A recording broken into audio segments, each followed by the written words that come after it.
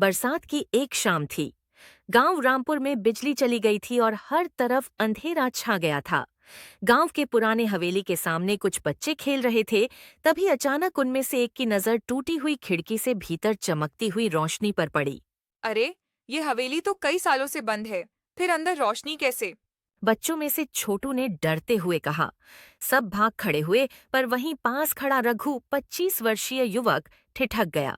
वह जानता था कि यह हवेली उसके दादाजी की थी और उनकी मौत के बाद से कोई वहां गया ही नहीं।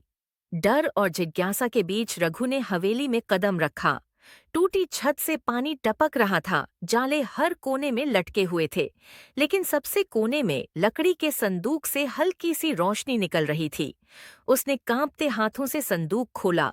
अंदर पुरानी किताबें, कुछ तस्वीरें और ऊपर रखा था एक अधूरा पत्र। पत्र की शुरुआत पढ़ते ही रघु चौंक गया। अगर यह चिट्ठी तुम्हें मिले तो समझ लेना कि सच सामने आने का समय आ गया है। रघु का दिल धड़क उठा। आखिर इस चिट्ठी में ऐसा क्या राज था जो उसके दादा छिपाना चाहते थे? रघु ने अगले दिन अपनी माँ से हवेली और उस चिट्ठी के बारे में पूछा। माँ घबरा गईं और बोली, बेटा, उस हवेली की बातें मत करे दो। तुम्हारे दादाजी ने अपनी जिंदगी में बहुत संघर्ष किया था। वो राज अब दबा ही रहने दो। लेकिन रघु को चैन कहाँ। उसने निश्चय किया कि वह पूरी चिट्ठी ढूंढेगा और जानेगा कि उसके परिवार से क्या छिपाया गया। रात को वह फिर हवेली पहुंचा और संदूक खंगालने लगा। किताबों के बीच से चिट्ठी का दूसरा पन्ना मिला। उसमें लिखा था, मैंने जीवन भर मेहनत की, पर एक गलती ने सब बिगाड़ दिया। अगर मेरे वारिस सच जानना चाहें तो उन्हें पुरानी कुएं के पास जाना होगा। यह पढ़कर रघु के पैरों तले जमीन खिसक गई। आखिर पुराने कुएं में क्या छिपा हो सकता था? गांव के बाहर एक सूखा कुआं था, जिसे लोग भूतिया कुआं कहते थे। बच्चों को वहां जाने से मना किया जाता था। रघु अगले दिन सुबह सुबह वहीं पहुंच गया।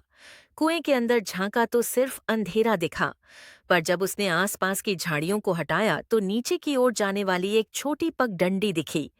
पगडंडी के अंत में पत्थरों से ढकी एक छोटी तिजोरी जैसी चीज थी। काफी मशक्कत के बाद जब उसने तिजोरी खोली तो अंदर पुराने सिक्के, कुछ कागज और दादाजी की डायरी मिली। डायरी का पहला पन्ना पढ़ते ही रघु के रोंगटे खड़े हो गए। मैंने एक बार लालच किया था, दूसरों की जमीन हड़प ली थी। उस गलती का बोझ मैं उम्र भर ढोता रहा, लेकिन मैंने अपनी कमाई से गांव वालों की मदद कर उस पाप को धोने की कोशिश की। अगर मेरा वारिस यह डायरी पढ़े तो उसे समझना चाहिए कि लालच इंसान को बर्बाद कर देता है। रघु ने डायरी पढ़ी तो उसकी आंखें भर आईं। उसे याद आया कि उसके दादाजी गांव में हमेशा गरीबों की मदद करते थे। शायद यही कारण था कि लोग उनका सम्मान करते थे, पर भीतर ही भीतर वो अपराध बोध से जूझ रहे थे। डायरी के आखिरी पन्ने पर लिखा था, मेरी सबसे बड़ी सीख यही है कि गलती करके भी इंसान सुधर सकता है। लेकिन बेटा, याद रखना, लालच कभी मत करना। मेहनत का रास्ता कठिन हो सकता है, पर वही सच्चा है। रघु ने सोचा। दादाजी ने अपनी गलती छिपाई नहीं, बल्कि अगली पीढ़ी को सच बताकर सबक दिया। यही उनकी महानता है। रघु ने निश्चय किया कि वह दादाजी की बातों को आगे बढ़ाएगा। उसने हवेली की मरम्मत करवाई और उसमें एक पुस्तकालय शुरू किया, ताकि गांव के बच्चे पढ़ लिख कर आगे बढ़ें। गांव वाले हैरान थे कि जो हवेली डर और रहस्य की जगह थी, अब वह शिक्षा और प्रेरणा का केंद्र बन गई। रघु ने अपने जीवन में कभी लालच न करने और हमेशा मेहनत और ईमानदारी से काम करने का प्रण लिया।